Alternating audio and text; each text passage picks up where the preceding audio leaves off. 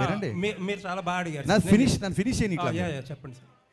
So డెఫినెట్గా, ఎందుకంటే మీరు అడగడం తప్ప మీరు క్వశ్చన్ వెళ్ళేవాళ్ళు మీకు ఎక్స్పీరియన్స్ ఉండదు కాబట్టి మీరు మధ్యలో కట్ చేస్తున్నారు. ఒకసారి పూర్తిగా వినండి. Okay sir. సుమ గారు స్నాక్స్ గురించి కామెంట్ చేసినప్పుడు మీరు హట్ అయ్యారు. So I appreciate that. నన్ను నేను తిన్నప్పుడు కూడా ఎవరైనా అట్లా మాట్లాడితే నేను హట్ అవుతా. మీరు హట్ అవడంలో 200% న్యాయం ఉంది.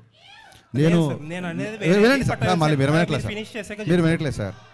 సో ఏంటంటే ఒక చిన్న ఫుడ్ విషయంలో మీరు దీన్ని ఇలా స్నాక్స్లా తినే బదులు భోజనాలు చేసినప్పుడు మీరు హట్ అయ్యారు. అది ఎమోషన్స్తో ఉంటాం సార్, మీరైనా మేమైనా అందరం ఒకటే కదా. అలాంటిది ట్విట్టర్లో కొన్ని కామెంట్స్ ఎలా ఉంటాయంటే పేరెంట్స్ని ట్యాగ్ చేస్తూ లేకపోతే ఇంకోటి బూతులతో ఉంటుంది. సో హట్ అవడం అనేది సహజం, అది మీకు అర్థమైంది అనుకుంటా.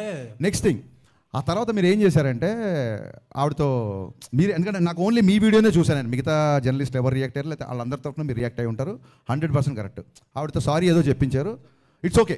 అది ఆవిడ అలా డే టు డే ఈవెంట్స్ చేస్తుంటారు, రోజుకు 2-3 ఈవెంట్లు కూడా చేస్తుంటారు. పాపం ఆవిడ ఎక్కడో ఆడియన్స్ ఎంటర్టైన్ చేద్దాం అన్న దాంట్లో ఒక మాట దొరికి ఉంటారు, నేను కాదనట్లేదు.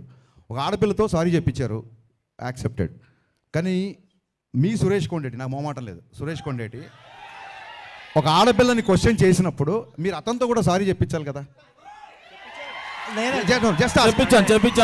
అకౌంటబిలిటీ లేదు. నిశాంత్ గారు అకౌంటబిలిటీ లేదండి. అకౌంటబిలిటీ మీకు కానీ ఇంకోళ్ళు కానీ ఎవరికి అకౌంటబిలిటీ లేదు.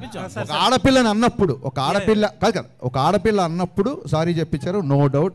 ఒక ఆడపిల్లని అన్నప్పుడు కూడా సారీ చెప్పించాలి కదా సురేష్ కొండేటితో మీరు. అవునండి, నేను చెప్తాను. ఒకటి 2 థింగ్స్ ఐఎమ్ డన్ అండి. నేను మధ్యలో కట్ చేయను, మీరు చెప్పండి. నేను 2 థింగ్స్ అని చెప్పేది.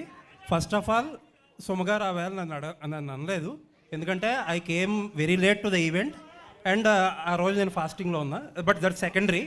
బట్ నేనేంటంటే ఒక 150 మెంబర్స్ ఆఫ్ మీడియా పర్సన్స్ని వాళ్ళ తరపున మాట్లాడా. సరే, రైట్ రాంగ్ అనేది సబ్జెక్టివ్, అది ఎవరు తీసుకునేది వాళ్ళది. అండ్ ఇంకొకటి, సుమగారిని సారీ ఈ రోజు కూడా సుమగారు అని అంటాను, ఆ రోజు అదే అన్నాను. అవునండి, ఆవిడ మీద ఎప్పుడూ రెస్పెక్ట్ ఉంటుంది. అండ్ ఆ ఇన్సిడెంట్ తర్వాత ఆవిడతో మాట్లాడడానికి ఆ టాపిక్ గురించి ఎప్పుడూ ట్రై చేయాల. నాకు తెలిసి అయితే ఎవరో మరి ఆవిడ చేత సారీ ఎవరు చెప్పి.